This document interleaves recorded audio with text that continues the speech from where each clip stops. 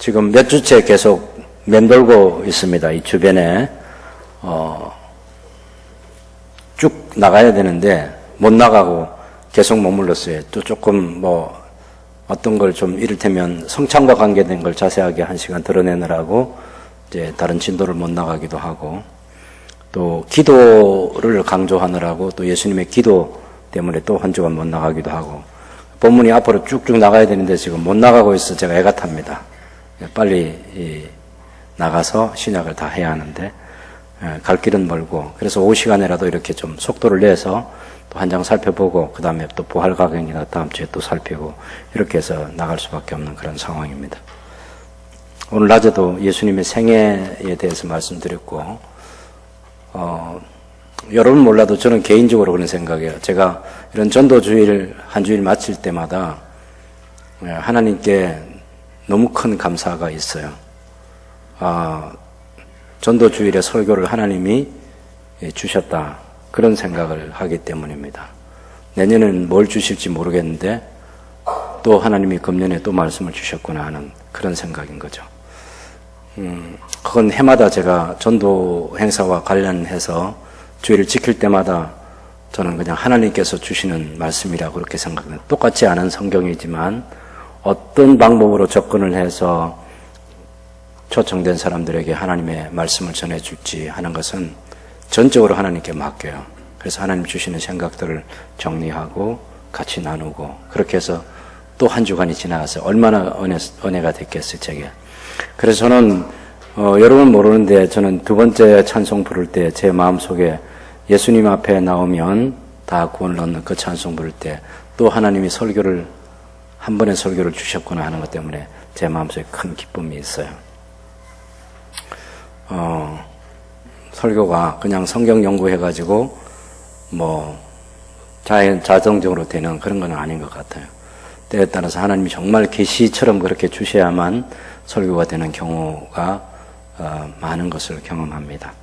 그런데도 불구하고 우리는 또 23장이 또 이 누가라는 성경 기자가 누가복음 23장을 통해서 예수님의 그 순환에 대해서 재판받는 과정과 예수님이 십자가에 달리시는 일과 또 예수님이 돌아가시고 하는 그 과정 속에서 장례를 치르는 이 모든 과정에 누가가 또 얘기하고 싶은 것들은 또 다른 관점이 있는 거죠. 그것에 대해서 또 한번 우리가 있는 대로 성경을 살펴보면서 또 하나님의 말씀을 들어보려고 해야 되겠습니다.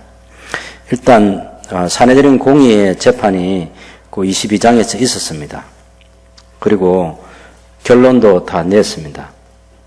예수님은 사형에 해당하는 사람으로, 왜냐하면 하나님의 아들이라고 대답을 했기 때문에 그렇습니다. 우리가 22장 63절부터 71절까지 쭉 보면, 특별히 66절에 날이 있으면 백성의 장로들 곧 대제사장들과 서기관들이 모여서 예수를 그 공회로 끌어들여서 이르되 네가 그리스도이거든 우리에게 말하라. 대답하시되 내가 말할지라도 너희가 믿지 아니할 것이다. 그래서 69절에 예수님께서 인자가 하나님의 권능의 우편에 앉아 있으리라 하니까 대제사장이 얼른 무슨 의미인지 알죠. 그래서 네가 하나님의 아들이냐 이렇게 물어봅니다. 너희들이 내가 그라고 말하고 있느니라. 그 말은 예수님 자신이 하나님의 아들이라는 것을 시인을 하신 거죠. 그랬더니 대제사장이 어찌 더 증거를 요구하겠느냐. 충분하다는 것이죠. 신성 모독죄고 그것은 사형에 해당하는 판결을 우리가 내려야 된다라는 것입니다.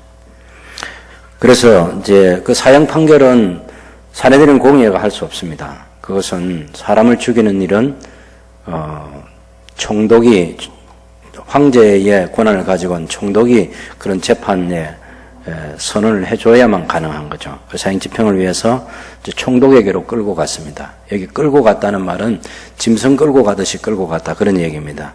벌써 예수님을 죽이기로 체포할 때부터 체포해서 반드시 죽이자, 그리고 형식적인 사내들인의 재판을 그냥 진행하는 거예요.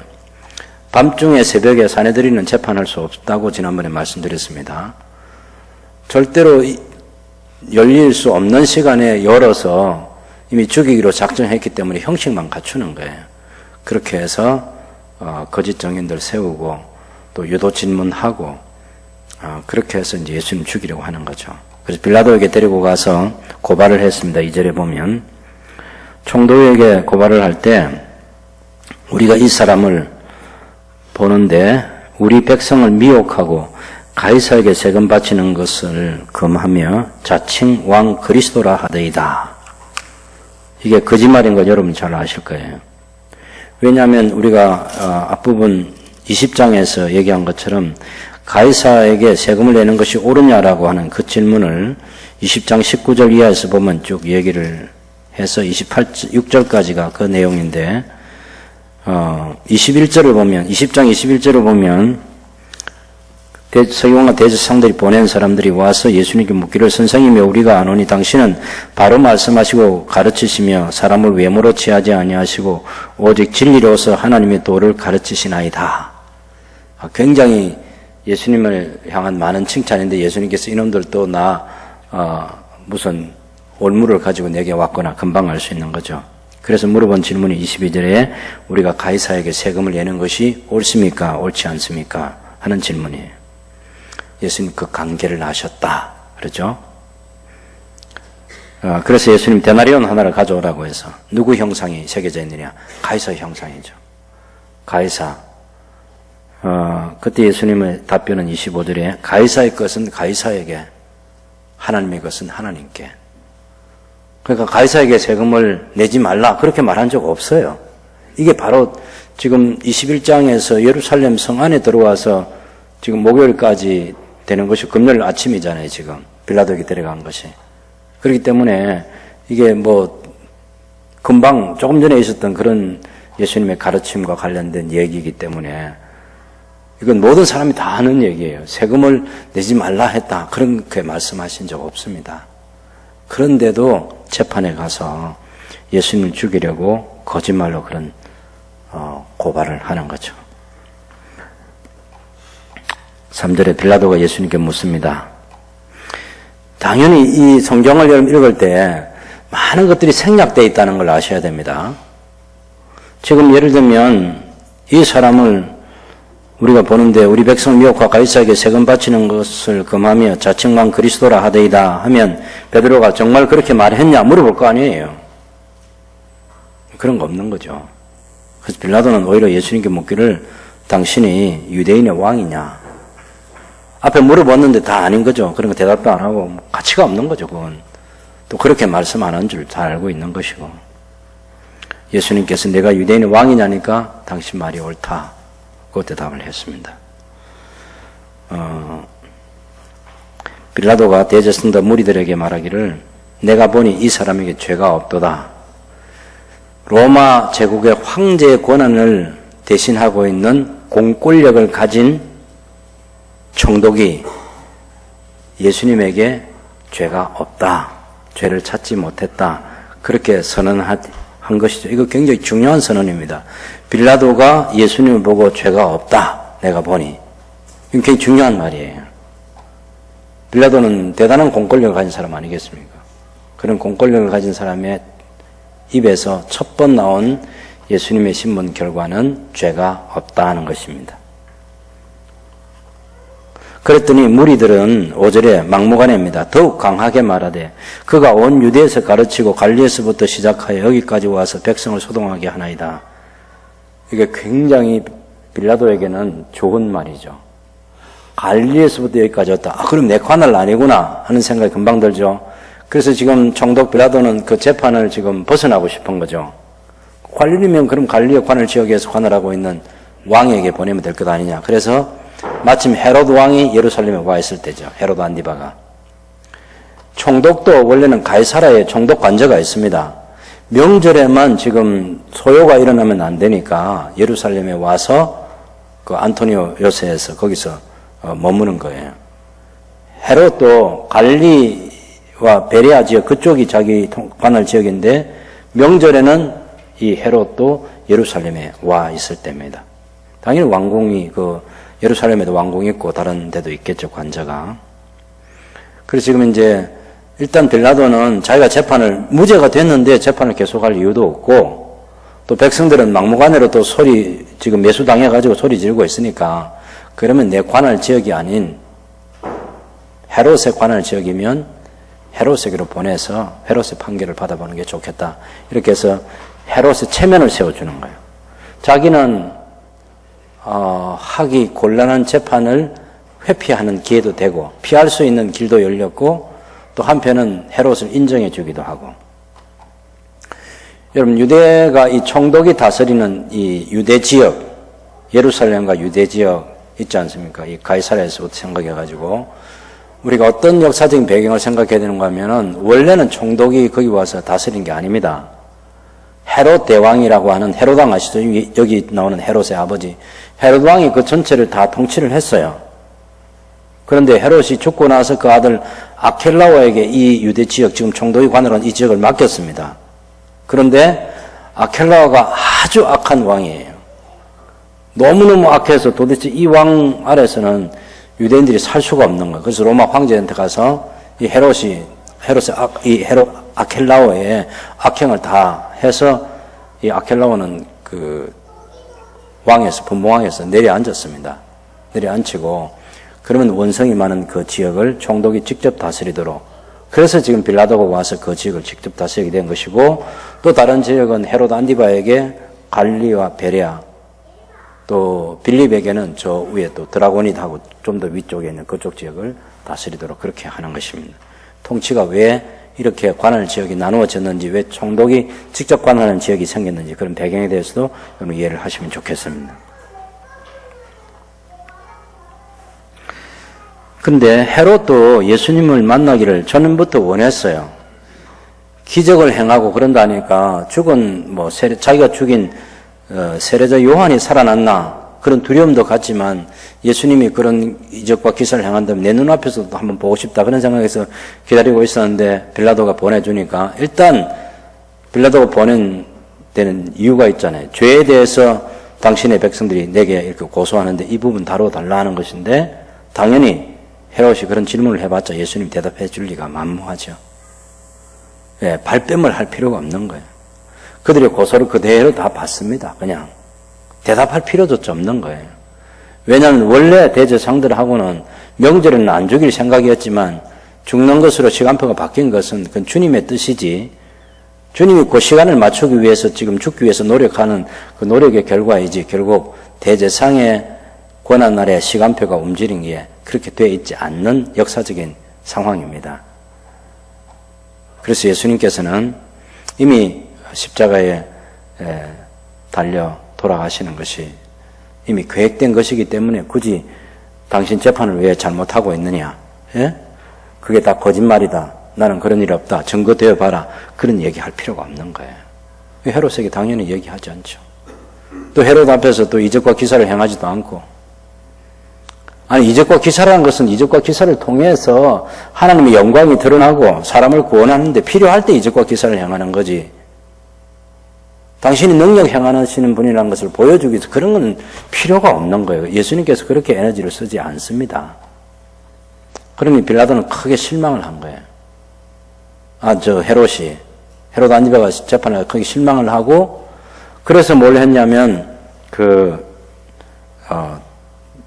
빛난 옷, 왕족들, 귀족들이 입는 그 옷을 입히고, 옷만 입혔지 실제로 인정 안 해주는 거잖아요. 그렇게 비웃고 조롱하고, 그러고 나서 빌라도에게 다시 되돌려 보낸 거죠. 자, 헤롯도 재판에서 아무런 죄를 찾지 못했고, 빌라도의 2차 신문이 주어졌습니다. 여전히 죄가 없습니다.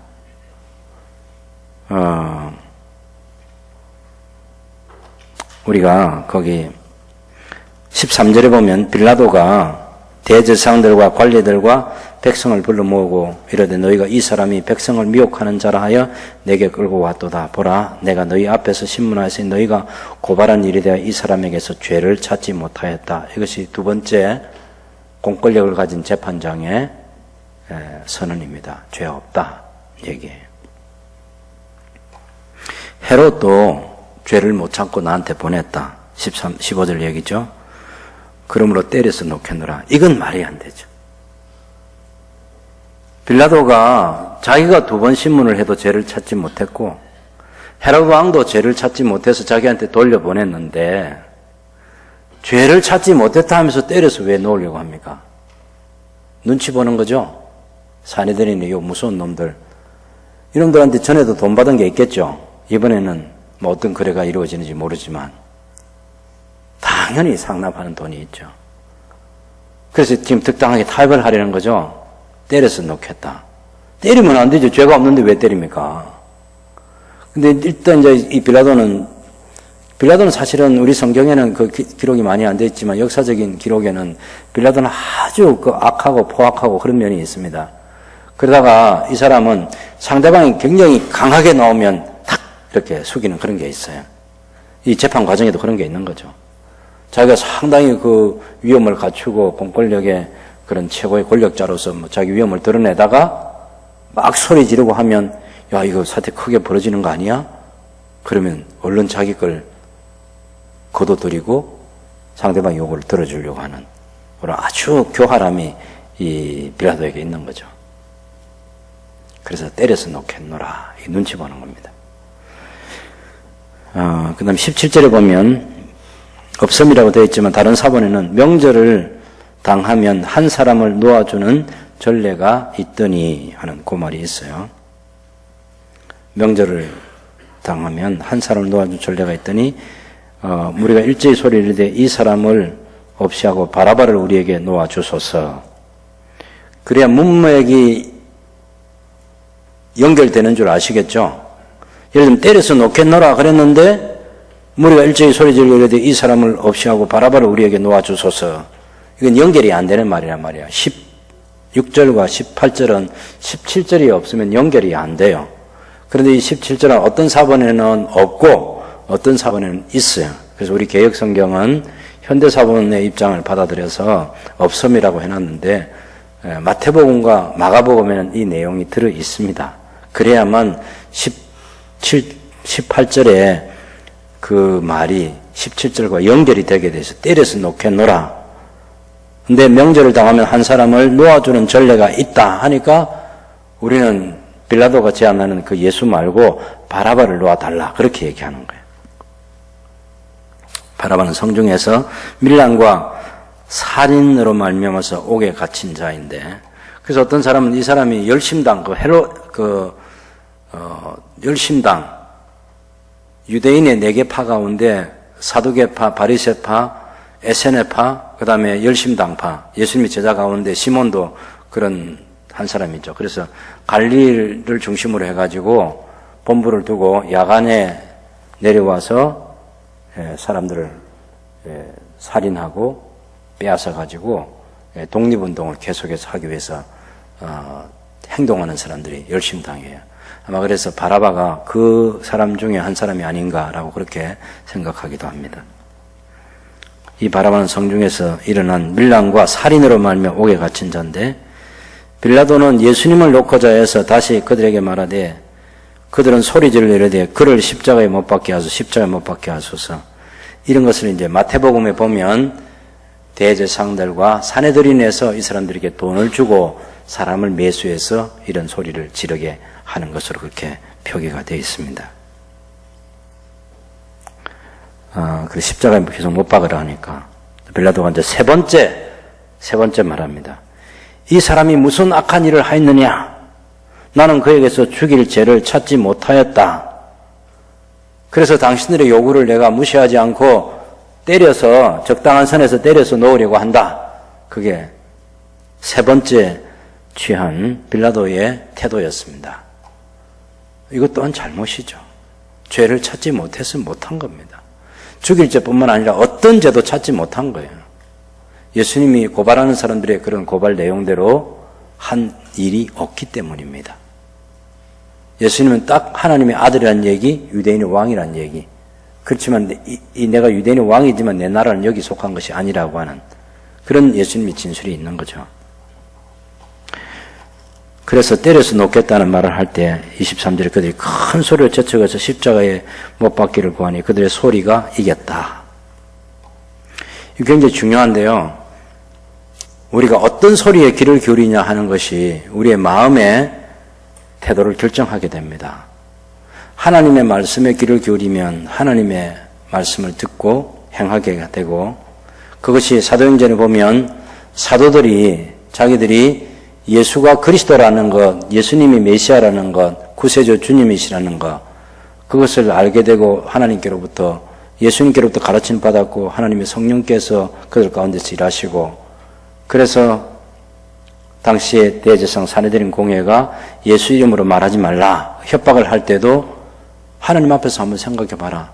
하나님 말씀 듣는 것이 옳은지 당신들 말 듣는 것이 옳은지.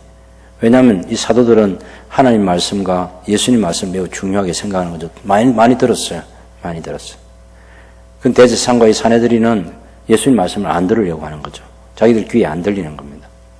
자기 속에 있는 악한 생각들만 가지고 일을 계속 진행하려고 하는 거죠. 빌라도도 그 사람들이 계속 소리 지르니까 그 소리가 이겼다 그랬어요.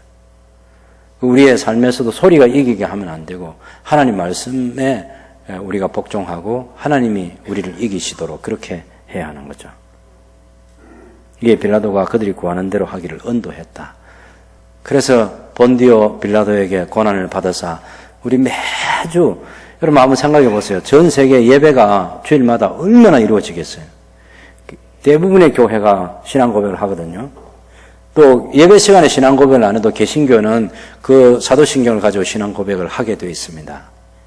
예배 시간에 사도신경을 가지고 신앙 고백하냐 안 하냐는 것 가지고는 큰 문제가 안 되지만, 개인이 혹은 누구든지 믿는 자가 어떤 교회가 우리는 사도신경에 있는 그 내용을 안 믿는다 그러면 그건 하나님을 안 믿는 거예요. 천지의 창조자이죠. 나는 전능하사 천지를 만드신 하나님 아버지를 믿사오며 하는 거 있지 않습니까? 내가 믿사오며 하나님의 외아들 예수 그리스도를 믿사오니 예수 그리스도는 동정녀 마리아에게서 나신 분이고, 그런 얘기를 쭉 이제 얘기를 할 것 아닙니까?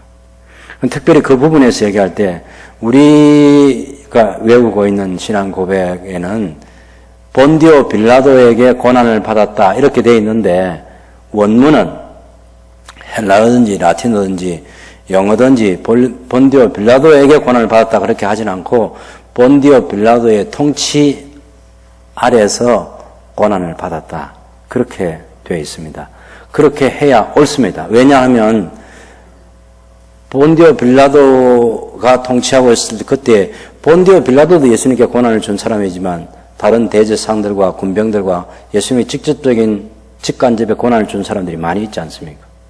그래서 시기적으로 본디오 빌라도가 총독으로 재직하는 그 재직 기간 안에 예수님께서 고난을 받으셨다. 이렇게 원문대로 해야 사도신경에 대한 바른 번역이 되는 거예요. 지금 본디오 빌라도가 어쨌든 3번에 걸쳐서 예수님을 신문했는데 죄는 무죄라고 선언해놓고 십자가에 못 박도록 내주는 거죠. 이런 엉터리 재판관이 없는 거죠. 더구나 로마 황제의 권력을 가지고 있으면서.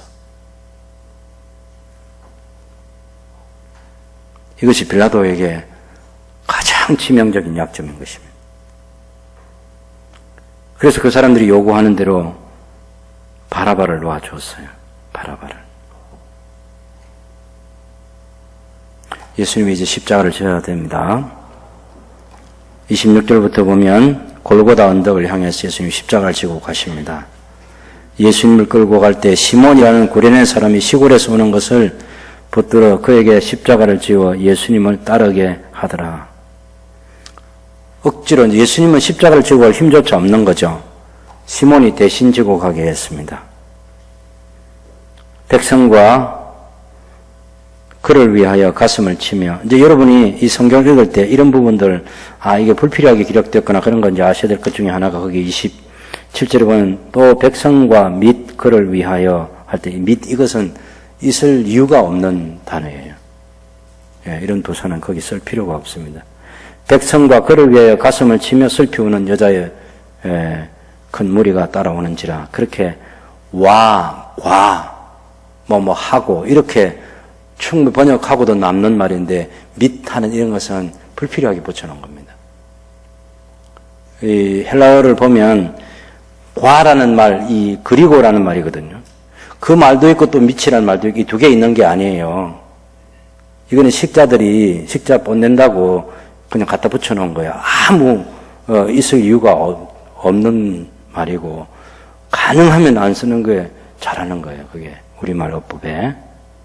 그런 것은 싹 지워야 됩니다.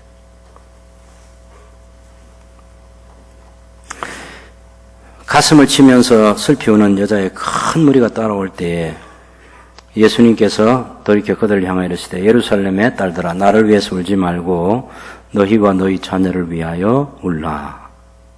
보라 날이 이르면 사람이 말하기를 잉태하지 못하는 이와 해산하지 못한 배와 먹이지 못한 젖이 복이 있다 하리라. 예수님께서 다른 성경에서도 얘기했죠. 지금 예루살렘이 지금 멸망할 때 그때 지금 빨리 도망을 가야 되는데 임산부라든지 젖먹이를 둔 사람들 굉장히 도망가는 것 자체가 힘들잖아요.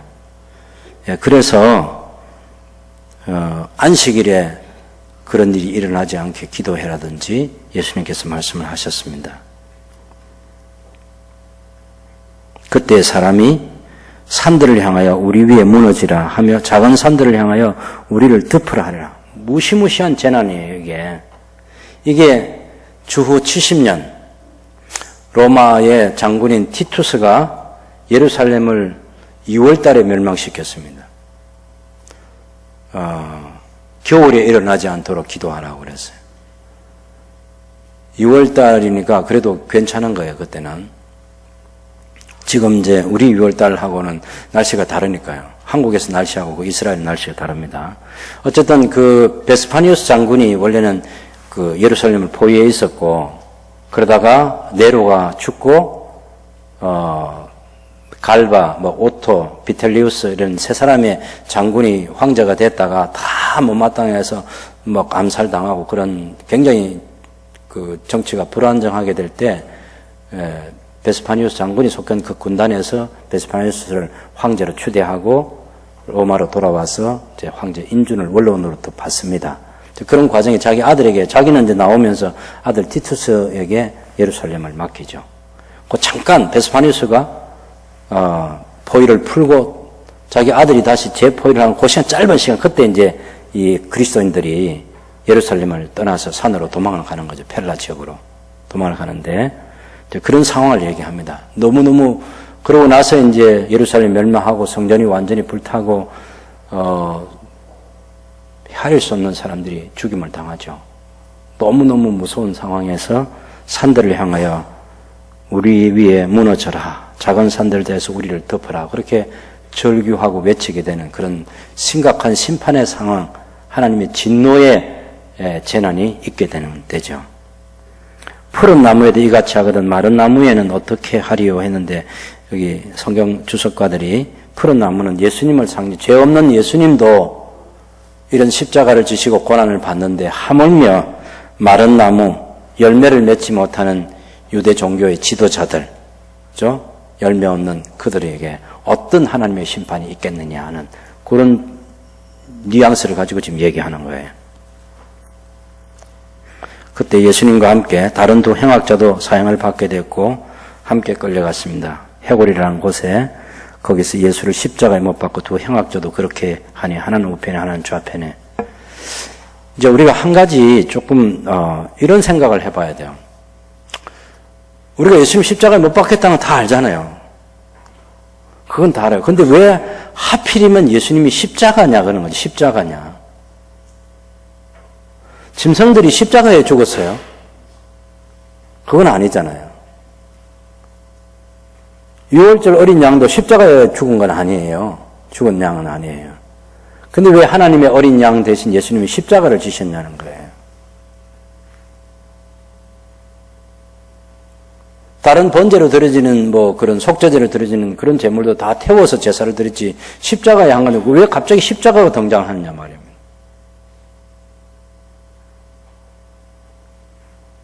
어떻게 생각하세요?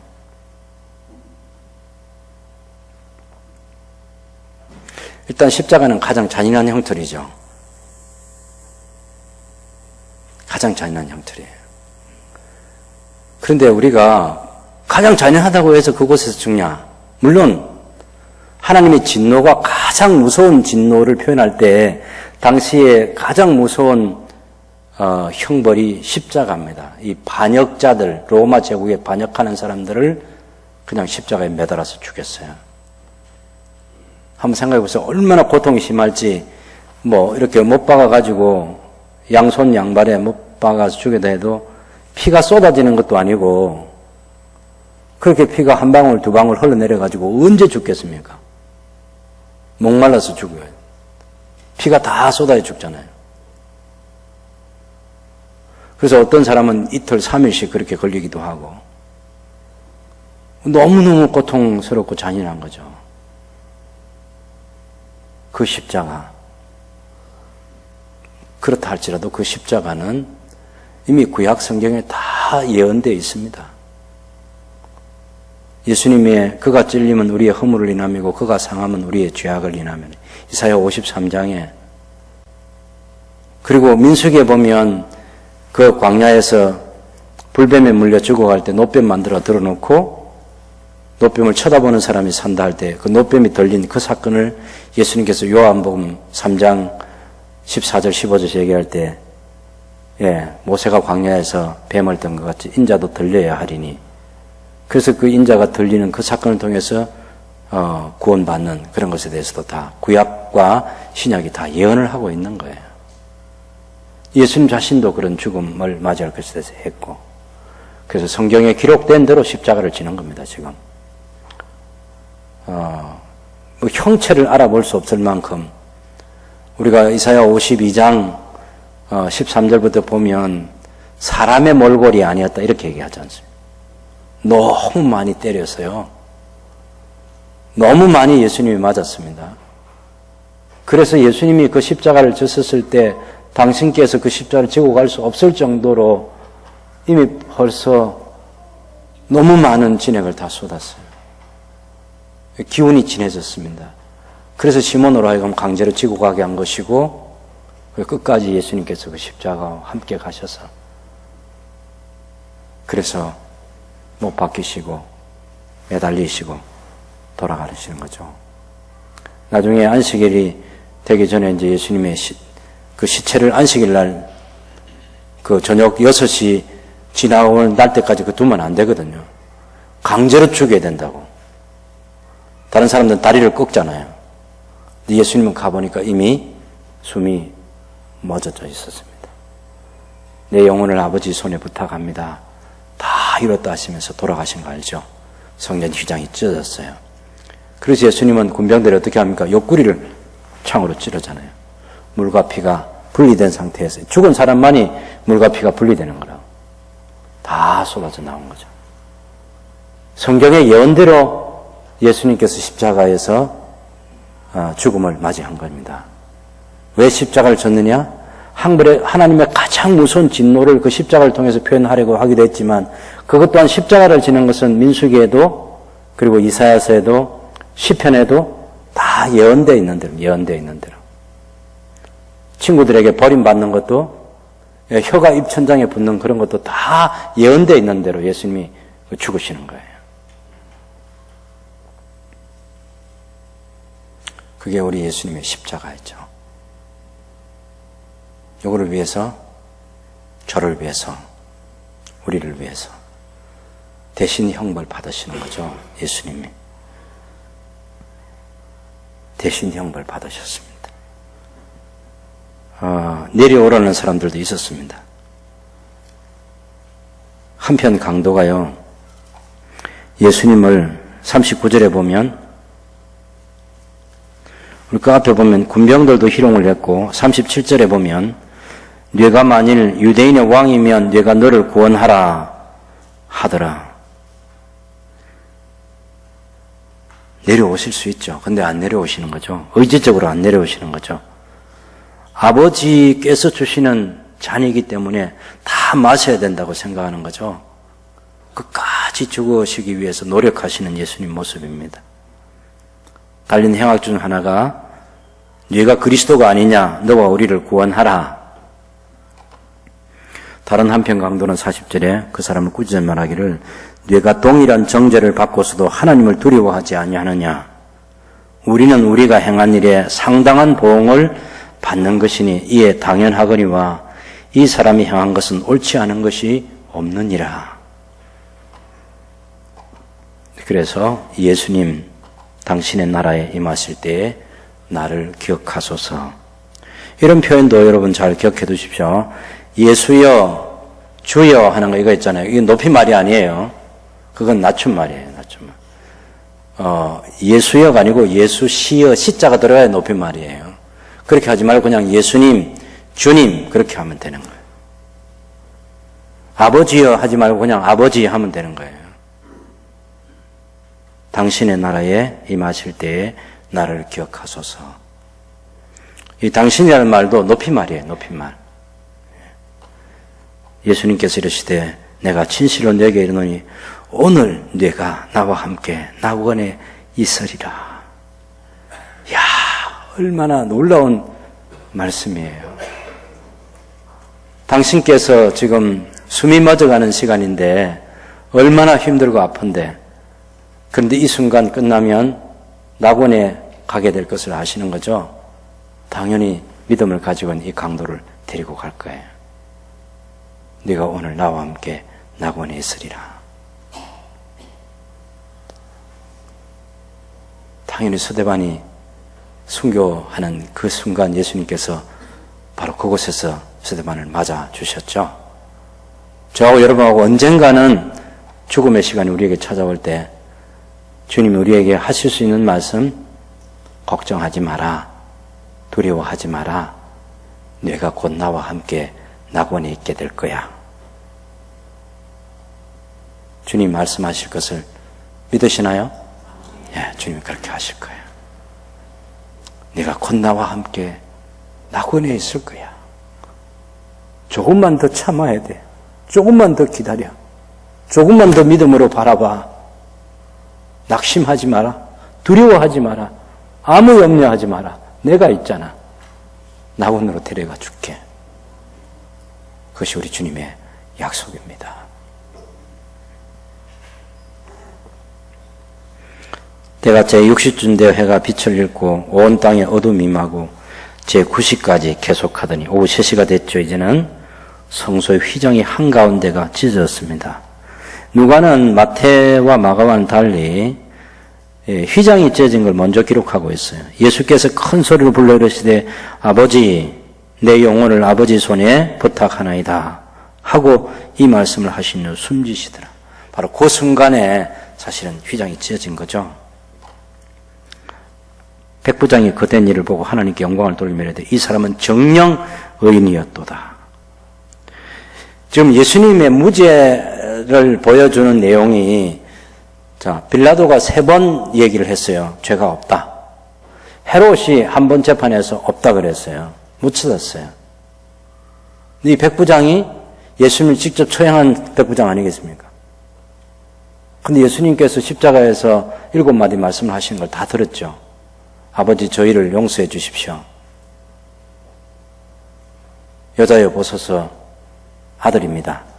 물론 예수님께서 그때 하신 그 귀네라고 하는 그 여자라는 말도 우리 번역을 저는 너무 잘못했다고 생각해요.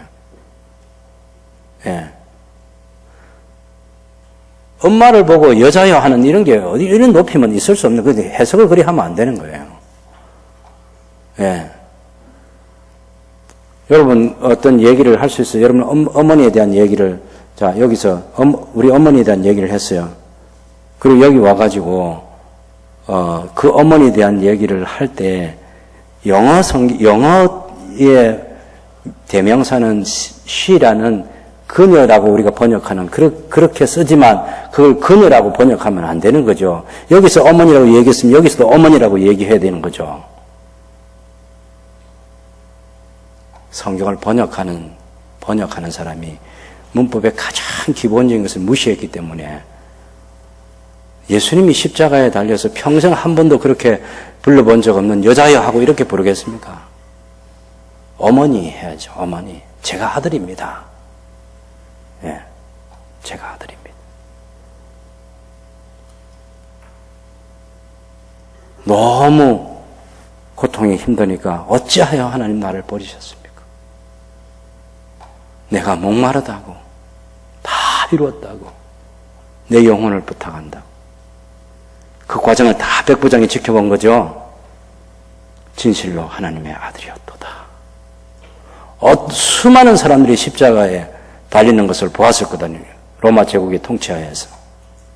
아무도 그렇게 죽어간 사람이 없는 거죠. 그런 일들이 일어나지 않았습니다. 예수님의 십자가에 달 때 하늘이 캄캄하게 빛을 잃고 땅에 지진이 일어나고, 그렇게 돌아가신 예수님 보면서 진실로 하나님의 아들이었도다. 누가가 그 얘기를 해주고 싶은 거죠. 백부장이 그렇게 외쳤다. 예수님은 죄가 없으시다. 공권력을 가진 빌라도도 헤롯도 다 죄를 찾지 못했다. 예수님을 처형한 백부장도 죄 없다고 하나님의 아들이라고 고백했다. 그래서 예수님은 죄가 없는 분인데 십자가를 지셨다. 우리 죄 때문에 지신 것이다. 이 얘기를 하고 싶은 거죠.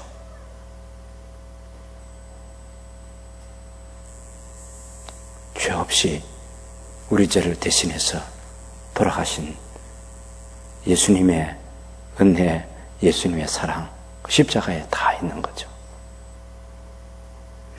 그래서 십자가는 아무리 생각해도 우리가 생각을 다 못해요. 십자가를 통한 하나님의 사랑이 얼마나 크고 놀라운지는 우리가 측량할 수가 없어요. 헤아릴 수가 없어요. 표현할 수가 없어요. 언제나 생각해도 하나님의 깊은 사랑, 끝없는 사랑, 포기하지 않는 사랑, 영원한 사랑, 말로 다 할 수 없는 사랑. 하나님께서 하나님의 아들 예수님을 십자가에 매달리게 하시고 우리에게 그 사랑 베푸셨구나. 그 고백밖에는 없다고요. 어떤 문학가도 표현이 안 됩니다. 어떤 글쟁이도 예수님의 십자가를 다 표현할 수는 없습니다. 죄 없으신 예수님이 우리 죄 때문에 돌아가셨다고. 사도 바울은 로마서 5장 8절에서 선명하게 그것을 기록해두고 있습니다. 우리가 아직 죄인이었을 때 그리스도 예수께서 우리를 대신하여 죽으심으로 우리에 대한 하나님의 사랑을 확정해 주셨다고. 네, 우리가 의인이었을 때가 아닙니다. 우리가 죄인이었을 때. 우리가 죄인이었을 때. 제가 죄인이었을 때 주님이 저를 위해서, 여러분을 위해서 돌아가신 거죠. 십자가입니다. 사도 바울이 그 십자가를 알고 난 다음에 그 십자가 말고는 인간을 구원하는 하나님의 다른 방법이 없다. 아니, 있을 수가 없다. 그 십자가에 하나님의 사랑을 담아야지 다른 것으로는 담을 수가 없다는 것을 알기 때문에 고린도 교회 가서는 그 어려운 상황 속에서 내가 십자가 외에는, 아는 것조차도 십자가 외에는 알지 않기로, 전파하지 않기로. 그래도 아테네에서는 상당한 유창한 설교를 한 적이 있습니다. 그런 설교가 고린도 교회에서 통하지 않는다는 것을 알게 됐습니다. 고린도 지역에서. 그래서 예수께서 십자가에 못 박히신 것 외에는 내가 어떤 것도 전하지 않기로 결심했다. 표적을 구하는 유대인들에게, 지혜를 찾는 헬라인들에게, 구원을 얻는 우리 모두에게는 이 십자가, 예수 그리스도가, 십자가에 달리신 예수 그리스도가 하나님의 능력이고 하나님의 지혜고 하나님의 구원이기 때문에, 그래서 전도의 미련한 방법을 통해서 하나님께서 당신의 백성들을 구원하시기를 기뻐하셨다. 이게 사도 바울이 외치고 다녔던 것입니다.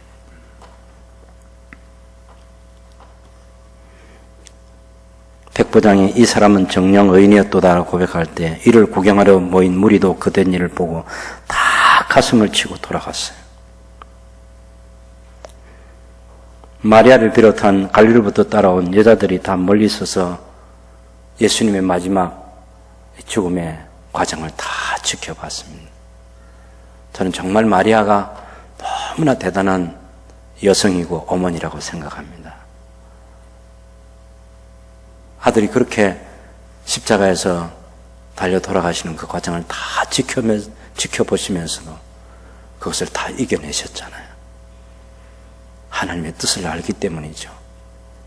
하나님 아버지의 뜻대로, 하나님의 계시대로 그렇게 사시고 그렇게 돌아가신 하나님의 아드님 예수 그리스도, 마리아는 한 번도 자기 아들이라고 생각하지 않았겠죠. 나의 구세주요, 나의 주님이십니다. 당신은. 저는 그것이 마리아의 고백이라고 믿습니다.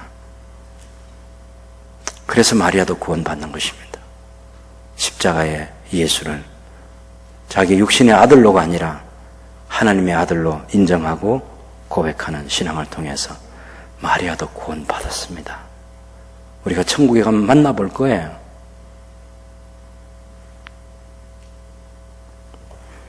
근데 예수님의 장례는 공의 의원으로서 선하고 어려운 요셉이라 하는 사람이 있는데, 이 사내들인 공의 의원이 예수님을 장례 치러줬습니다.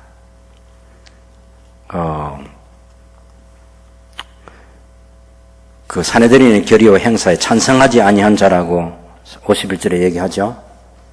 그는 유대인의 동네 아리마대 사람이고 하나님의 나라를 기다리는 사람이고, 이 사람이 빌라도에 가서 예수의 시체를 달라고 하죠. 부자입니다. 그리고 아주 존경받는 사내들인 회원입니다. 맨 입에 빌라도가 내줬을까?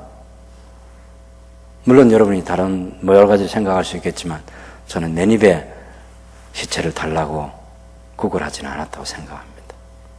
돈 당당하게 주고 돈 쓸 땐 쓰는 거죠. 우리 예수님의 시신을 장례 지르는 거죠. 그래서 아리마대 사람 요셉은 아무도 그 시신을 어떻게 다뤄야 될지 모를 때 자기의 판 무덤에 장례 지냄으로써 그 신앙을 고백한 사람입니다. 살아있는 예수께 찾아오는 일은 쉽겠죠. 죽은 예수를 주님으로 섬기는 것은 쉽지 않았을 것입니다. 그런데 하나님 나라를 기다리는 사람으로서 예수님을 메시아로 고백하고 장례를 치르는 거죠. 그리고 부활의 날을 기다려야죠. 이렇게 예수님의 십자가에 고난받으신 예수님의 순환, 예수님의 십자가의 죽음, 예수님의 부활, 예수님의 장례, 모든 것을 통해서 예수님은 하나님의 아드님이시다. 예수님은 구세주이시다. 예수님은 주님이시다. 예수님은 구약에 약속된 메시아이시다. 성경대로 탄생하시고 성경대로 사시고 성경대로 돌아가시고 성경대로 장사 지낸 바 되시고, 분명히 이렇게 장례 지르게 돼 있어요. 이사야서에 그대로 진행되는 거예요. 그리고 사흘날에 예수님이 부활하십니다. 그래서 우리가 성경 한 권을 믿는 거죠. 그래서 예수님을 보면서 예수님을 통한 하나님의 예언이 다 성취되는 것을 보면서 성경 한 권에 대한 믿음을 우리 모두가 갖고 있는 것입니다. 성경대로 예수님 믿고 살아가는 복된 하나님의 자녀들이 되시길 바랍니다. 찬송하겠습니다.